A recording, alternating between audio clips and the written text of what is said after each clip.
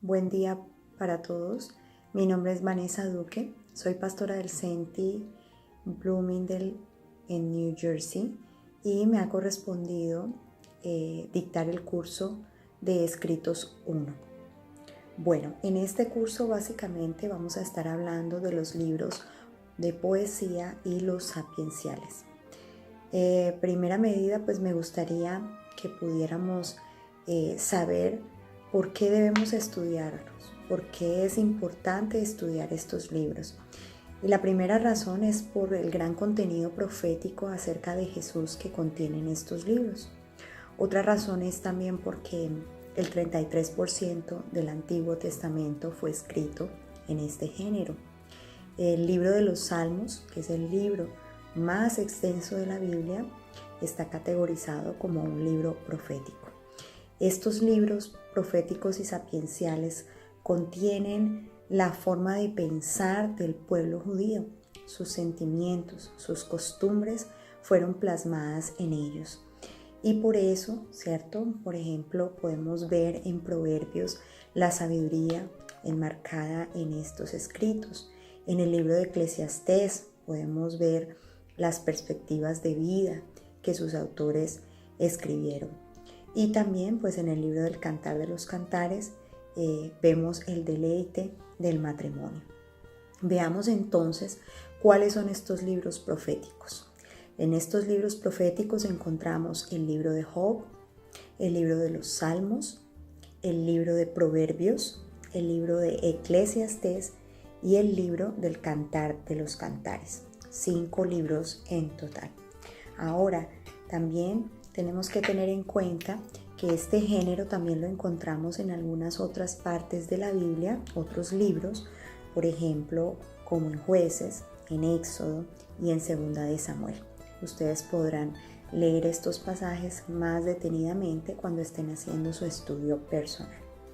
Veamos entonces básicamente las características que tienen estos libros. La primera característica que estudiaremos será entonces el paralelismo. El paralelismo consiste en que en un verso, el primer verso tiene relación paralela con el segundo verso.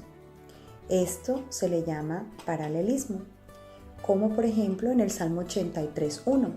Oh Dios, no tengas silencio, no calles, oh Dios, ni te estés quieto. En este verso entonces podemos ver cómo la segunda línea expresa un pensamiento paralelo a el significado de la primera línea. Dentro del paralelismo podemos también destacar 3 tipos, los cuales son los sinónimos, el antitético y el sintético. Veamos entonces en qué consiste cada uno de estos tipos. Los sinónimos son los versos en los cuales se repite el mismo pensamiento con casi las mismas palabras. Esto lo vemos en el Salmo 49:1, donde dice: oíd esto, pueblos todos, escuchad, habitadores todos del mundo. Otro tipo sería el antitético, en los cuales se expresa un pensamiento por medio del contraste con lo opuesto. Esto también se ve en los proverbios frecuentemente. Otro tipo, que es el sintético, es cuando el segundo componente completa o llena el pensamiento del primero. Por ejemplo, también podemos verlo en Proverbios 4:23. Sobre toda cosa guardada, guarda tu corazón, porque de él mana la vida. Se han observado también otras formas de paralelismo, la mayoría de las cuales no son más que variaciones de estos 3 tipos básicos. Vamos a continuar entonces con la segunda característica de estos libros poéticos.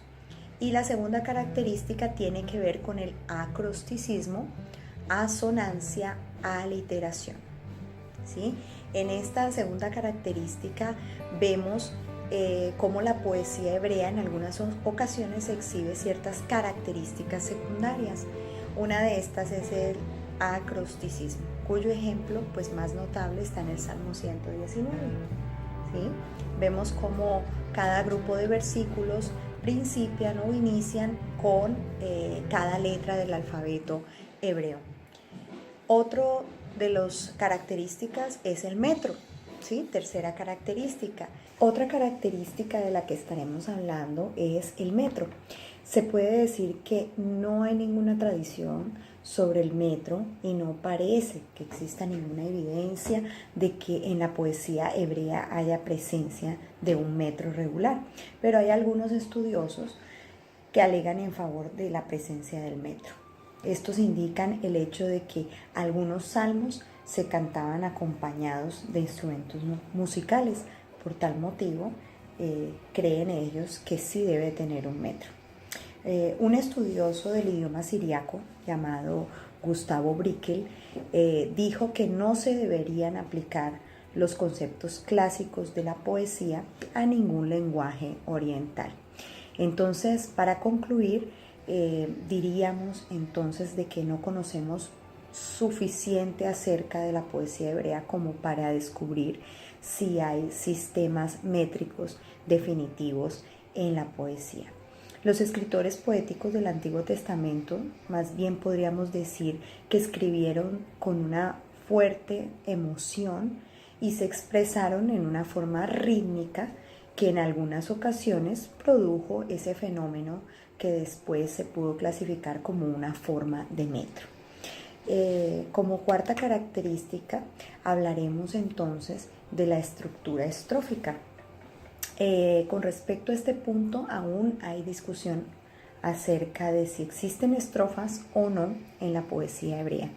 Vamos a empezar por entender la estructura de una estrofa para que podamos estar claros en este asunto. Una estrofa debe contener el mismo número y clases de 2 o más versos que aparezcan 2 o más veces. Pero esta estructura es muy rara en la poesía hebrea, en el Antiguo Testamento. Pero ¿qué podemos ver ahí? Más bien, podemos ver si pudiéramos definirlo así, una estrofa como un arreglo de líneas que se caracteriza por marcas externas, entonces sí podríamos decir que encontraríamos muchas estrofas, pero no como conocemos ahora la estructura de las estrofas. Bueno, entonces ahora pasemos a estudiar brevemente cada uno de los libros poéticos. Empezaremos entonces por el libro de Job. ¿Qué podemos hablar acerca de este libro? Bueno, algunos suponen que es un libro alegórico, o sea que no es real, que no es una narración de acontecimientos verdaderos, ¿sí? Ya que se mencionan muchas veces los números sagrados, el 3 y el 7, como por ejemplo cuando se dice que Job tenía 7,000 ovejas, 7 hijos antes y después de las pruebas, 3 amigos también que se sientan con él 7 días y 7 noches a hablar y a conversar y a tener estas conversaciones importantes. Todo esto antes y después de sus pruebas. También se refiere a que tuvo 3 hijas. Otro punto importante de ver en esta parte es que el nombre de Job se deriva de una palabra árabe que significa arrepentimiento. Pero también encontramos la contraparte que cree que es un texto verídico, veraz, que narra hechos reales que acontecieron en un espacio y en un tiempo histórico determinado, como por ejemplo la referencia que se hace en Ezequiel hacia Job en conexión con Noé y con Daniel, que son personas reales.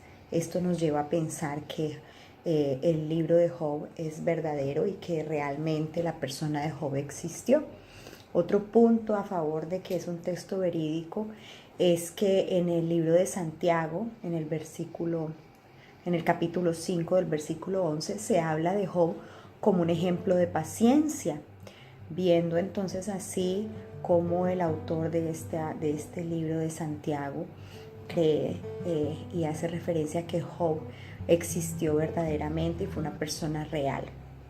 También es importante destacar que los nombres de personas y de lugares se especifican de una forma muy particular que nunca se esperaría que sucediera en un texto alegórico. Por eso estos 3 puntos nos hacen pensar de que realmente Job existió, fue una persona que existió en un espacio y en un tiempo determinados. ¿Dónde vivió Job? Según el libro de Job, en el capítulo 1, versículo 1, dice que en Uz, según un estudioso llamado Gesenio, este lugar era un territorio que estaba al norte de Arabia, entre Palestina y el Éufrates. En Génesis y en Crónicas se refiere a Uz realmente como una persona, pero ya en los libros de Jeremías y de Lamentaciones hay una referencia ya como un nombre de un país y no solamente de una persona. ¿Qué más podemos decir? ¿En qué época vivió Job?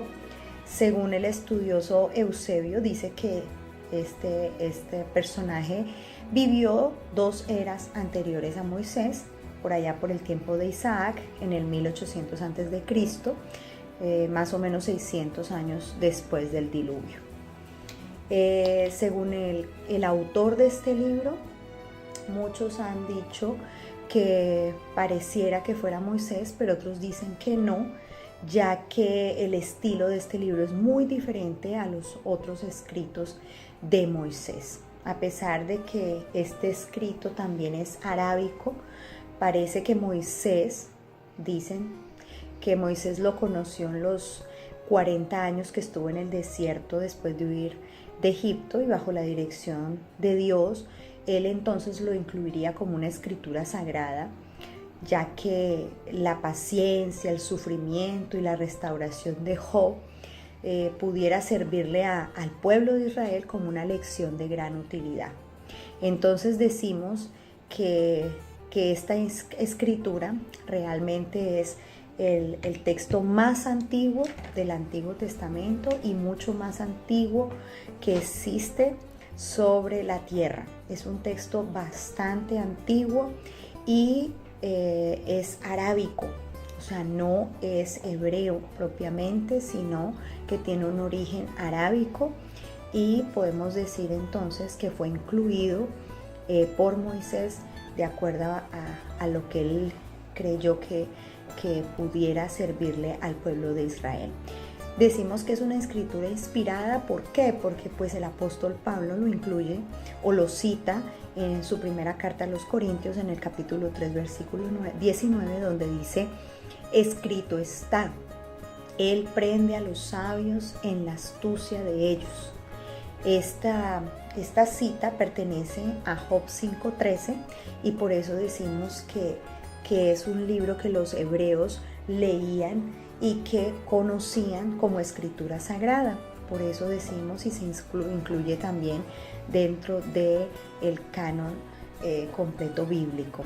Podemos decir que el tema central de este libro es el problema de la aflicción de Job y la respuesta a la pregunta de por qué sufren los justos, por qué sufren aquellos que creen en Dios. Este libro responde a esa pregunta. Como palabras claves, pues podemos resaltar varias. En ellas está, por ejemplo, el respondió y dijo, que se encuentra 32 veces. Y estas palabras denotan pues que este libro es un diálogo entre Job y Dios, entre Job y sus amigos, donde él siempre está hablando y esperando respuesta. Otra palabra clave es la palabra aflicción, que aparece 11 veces, y otras palabras claves son virtuoso o virtud, que pueden aparecer hasta 21 veces. Siguiendo con el estudio de los libros poéticos, encontramos el libro de los Salmos. En este libro existen 150 cánticos y poemas espirituales que han sido usados por la iglesia en todas las épocas, usado como el himnario del segundo templo, y los temas predominantes en ellos son la oración, la alabanza, aunque también cubren una gran variedad de experiencias religiosas. Estos salmos han sido citados con mucha frecuencia en el Nuevo Testamento, más que cualquier otro libro, con la excepción de Isaías.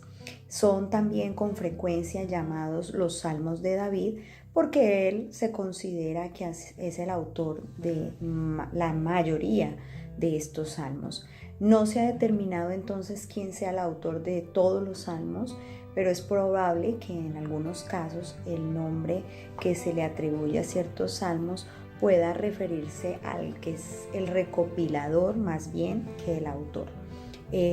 Por ejemplo, aparte de David, están los hijos de Coré, Asaf, Emán, Etán, Salomón, Moisés, Ageo, Zacarías, Ezequías, etc. Pero no hay certeza de si ellos fueron los escritores verdaderos. Hay también un considerable número de estos salmos que son anónimos, es decir, que no se conoce el nombre del autor.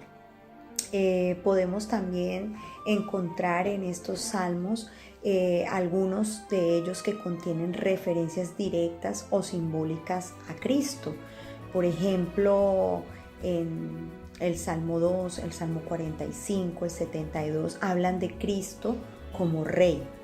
El Salmo 22, el 41 y otros más hablan de los sufrimientos que Jesucristo padecería. Y en el capítulo 16 podemos ver también algunas referencias acerca de la resurrección de Jesucristo y también de la ascensión en el capítulo 68, versículo 18. Sigamos entonces ahora con nuestro tercer libro, el libro de los Proverbios, que es una colección de máximas morales y religiosas que contienen instrucción acerca de la manera correcta de vivir. También contienen discursos breves sobre la sabiduría, la justicia, la templanza, el trabajo, la pureza, entre otros temas. En estos dichos concretos y expresivos se describe un gran contraste entre la sabiduría y la insensatez o la necedad, y entre la justicia y el pecado. En cuanto a los autores, se le acredita generalmente el haber escrito la mayor parte de los proverbios a el rey Salomón, aunque es probable que estos no fueran suyos originalmente. Los capítulos 30 y 31, ya como en el mismo proverbio lo dice, son las palabras de Agur y de Lemuel. En cuanto al propósito principal de este libro, tiene como fundamento el dar instrucción moral, especialmente a los jóvenes. Dentro de lo que cabe del pensamiento clave de este libro es el temor del Señor, que se menciona cerca de 14 veces. Esto con respecto al libro de los Proverbios. En cuanto a la lección espiritual que nos deja este libro, escrito por Salomón, pues muestra el camino a la sabiduría, pero en la última parte de este libro y en la última parte de la vida En cuanto a los temas centrales que trata el libro de Proverbios, al igual que los Salmos, este libro no consiste en una secuencia temática muy rigurosa, más bien se trata de una colección de refranes, aunque se puedan agrupar de ciertas maneras. Más bien son dichos sabios para instruir acerca de asuntos prácticos de la vida cotidiana, enfatizando pues el tema del Señor. Entonces algunos temas son la sabiduría, la familia, el ser amigo, la amonestación, el consejo, las malas compañías, el poder de las palabras, la falsedad, etc. Dentro de las palabras claves que subraya este libro está la palabra sabio o sabiduría, que aparece más de 119 veces, la palabra instruir o instrucción 26 veces y la palabra hijo mío, que está 22 veces. Estas referencias frecuentes al hijo mío enfatizan el deber de instruir a los jóvenes y guiarlos hacia una vida sabia basada en el temor del Señor. Dentro de los textos claves está Proverbios 1:7 y Proverbios 9:10. Miremos ahora el libro de Eclesiastés. En hebreo el libro lleva el título de Las palabras del predicador, el hijo de David, rey de Jerusalén. Este sería el nombre del libro completo. El autor y fecha, pues como lo dice ahí mismo en Eclesiastés 1:1, pues no se menciona en todo el libro el nombre del autor, pero sin embargo se ha considerado que con esas palabras del hijo de David, rey de Jerusalén, se quiso hacer referencia a Salomón y por tanto muchos han afirmado que Salomón fue el autor, hijo de David. ¿Quién fue Salomón? Pues el hijo de David, que llegó a ser rey en Jerusalén,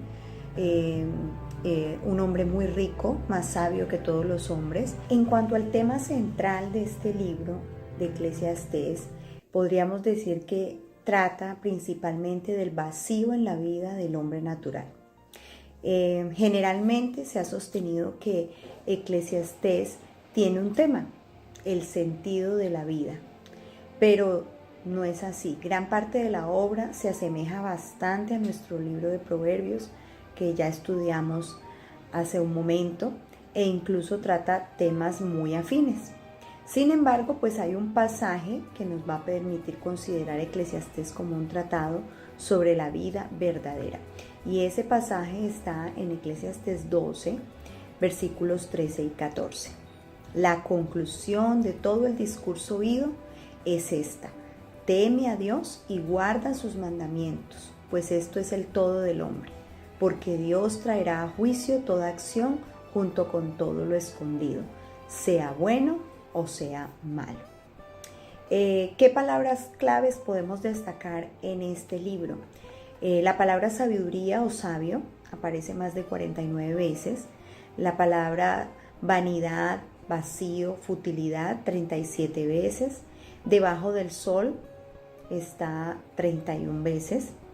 El término aflicción de espíritu aparece 9 veces.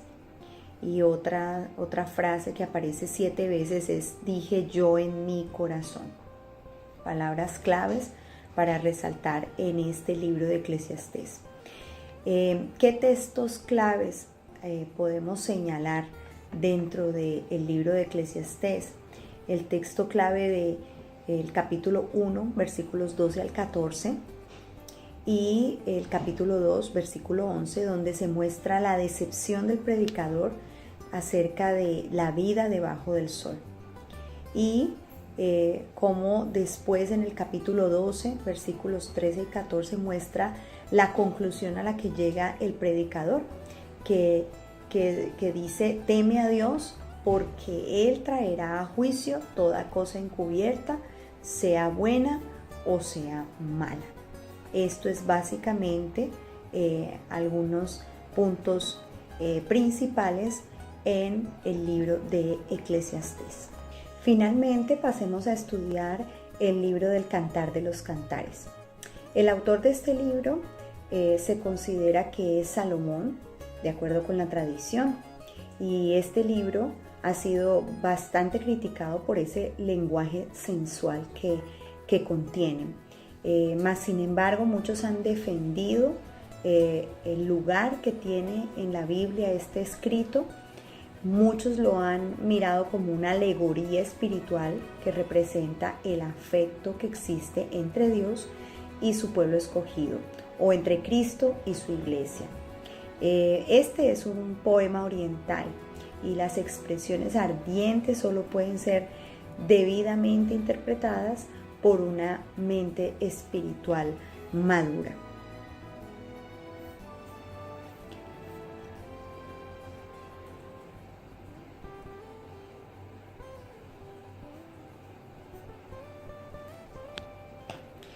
Puede surgir la pregunta de que si este cántico es primordialmente un cántico de amor y no una alegoría, ¿cuál entonces es la razón por la que se incluye dentro del canon sagrado?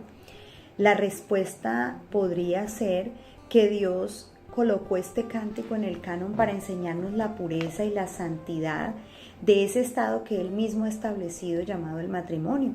y que cuando leamos el Cántico de Salomón, pues nuestros corazones sean un poco más puros y nos demos cuenta aún más de lo terrible que es la tentación que lleva a la infidelidad entre aquellos que están casados. Ya que el propósito de este libro no es solamente entretener, sino más bien ético y didáctico, podemos comprender por qué Dios nos lo ha dado.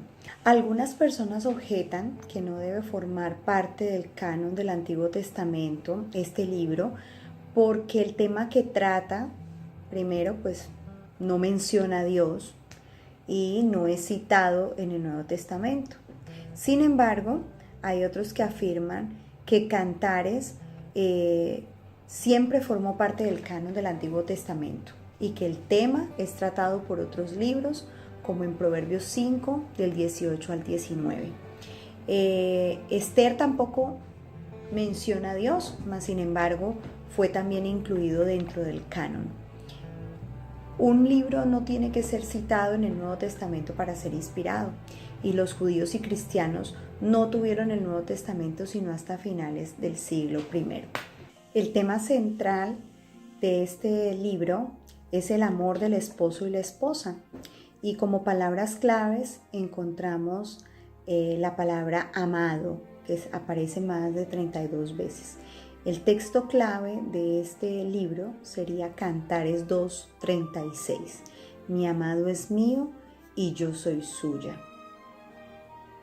En cuanto a la canonicidad, hay muchos que objetan que este libro no debería formar parte del canon del Antiguo Testamento. Gracias a todos por su atención. Me dio mucho gusto poder estar con ustedes.